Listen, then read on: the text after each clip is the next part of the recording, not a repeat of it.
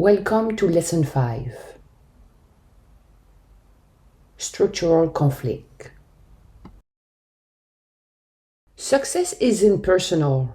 Success is structural. Today, let's look at the structural conflict. What is a structure? A structure is a term that refers to a single thing with parts, and these parts have an impact upon one another. A body has a structure, a chair, a song, a building, anything with individual parts, like an identity. What is tension?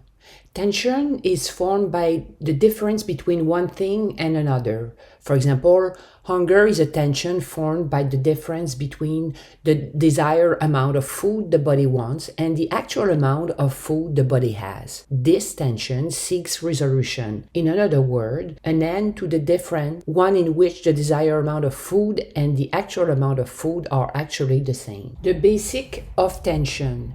Tension is formed by discrepancy or the difference between one thing and another. A simple example of a tension is thirst. There is a discrepancy between how much liquid the body needs and how much it actually has at any moment. Discrepancy creates a tension that in turn produces a tendency for behavior towards action that ends the discrepancy. Thirst is resolved by drinking liquid until the body's actual state is the same as the body's desired state. Tension is formed by a discrepancy between two elements. Here is the body's desired level of fluid with the body's actual level of fluid. Tension creates a tendency for movement. Tension is resolved when the discrepancy ends. What is structural tension? Structural tension is formed by two elements.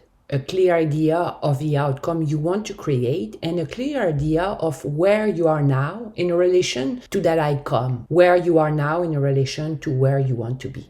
The contrast between 2 points create a very useful form of tension. Once we form structural tension, something special happens. Our minds begin to conceive a way to accomplish the goal. We do this in order to resolve the tension. The mind, like everything else in nature, wants to resolve tension. So when you present it with productive tension based upon the difference between the outcome you want to create and your current reality in relation to your goal, it goes to work. The mind becomes especially creative as it cooks up ideas to bring the current state to the desired state, definitely ending the difference between the two and resolving the tension. Once tension is formed, it contains within it a dynamic, the tendency to move from one condition to another. Tension possesses its own generative drive, which gives rise to an impetus to move away from the state of tension towards a resolution. Tension seeks resolution. Whenever a tension exists, it will strive for resolution. While structural tension is produced by a simple tension resolution system, structural conflict results from a more complex structural arrangement. Two competing tension resolution systems based on two competing goals. When an individual oscillates, structural conflict is in place.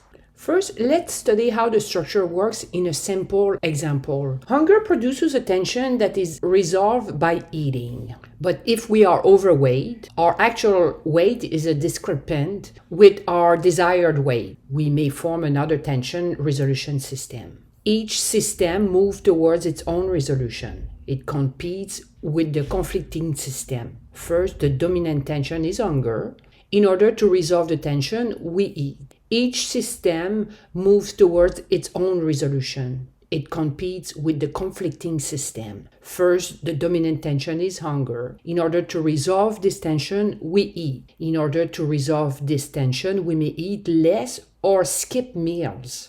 We may lose some pounds and begin to feel better about our weight, but the body reacts to reduction of fat and protein by sending a starvation warning, triggering the brain's APSTAT. It causes an increasing discrepancy between the body's desired amount of food and actual amount of food. Hunger once again becomes the trigger tension as the brain relays the message, eat, eat. Eat. Structural conflict exists when two tension resolution systems within the same structure have points of resolution that are mutually exclusive. Each system creates its own tendency. It moves forwards its own resolution. But as each system resolves, the tension in the competing system increases. Structural conflicts produce oscillating behavior. As one competing tension resolution system moves toward resolution, the other tension resolution system becomes dominant. Less tension in the one leads to more tension in the other. This change produces a shift of dominance, but this shift is not permanent. Once the new higher tension begins to move forward its resolution, there is another shift of dominance back to the original, creating an oscillating pattern. Identity versus ideal conflict. We have an internal structural conflict that is based on set of beliefs that thinks we don't have it in us to create the vision we desire. This identity versus ideal conflict is the basis of all frustration and oscillation. Okay, now we're going to do an exercise. It's a very fun exercise. Grab a piece of paper and a pencil. And what one thing would you love to create more than anything in your life? Write it down. Stop the video and write it down. Think about it. And now, sit there, close your eyes, relax, and go into your heart and witness this end result from the perspective of your superconscious or your genius.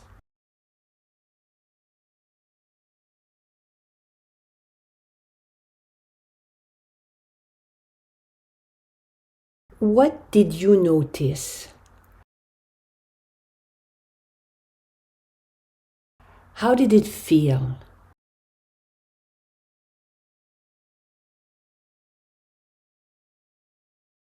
What actions are motivated? Write them down. Stop and write them down. Go into your identity and witness this end result from the perspective of what having the end result means to you. What did you notice?